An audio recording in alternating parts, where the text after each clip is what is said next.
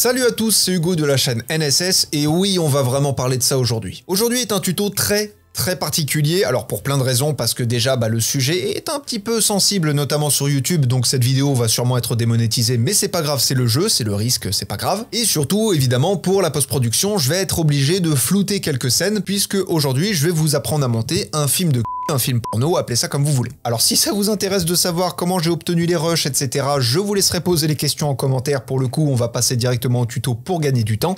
Mais si vous avez la moindre question, les commentaires sont là pour ça. Je répondrai à tout le monde comme d'habitude. La vidéo va se dérouler en 3 parties. La première partie sera consacrée au déroulement des plans, donc comment on va enchaîner les choses, puisque bien évidemment, vous vous en doutez, comme pour un film classique, on ne tourne pas tout forcément à la chaîne. Il y a des moments où les acteurs et les actrices font des pauses, donc à un moment donné, il faut bien remettre en ordre tout ça, et surtout, il faut bien que ce soit cohérent à l'image. La deuxième chose, ça va être l'habillage visuel. Alors l'habillage, c'est quand même marrant de parler de ça quand il y a des gens à poil, mais l'habillage visuel, ça va être pour le coup tout ce qui va être la colorimétrie, ça peut être les logos, ça peut être les jingles s'il y en a, bref, c'est tout ça, c'est vraiment donc l'habillage visuel. Et à la toute fin, on parlera de musique, parce que certains préfèrent avec la musique, d'autres sans, on parlera de tout ça, ne vous inquiétez pas. Mais en attendant, parce qu'on a du pain sur la planche, et je pense pas que ce soit le meilleur tuto pour dire ce genre de phrase, on va passer sur Premiere Pro.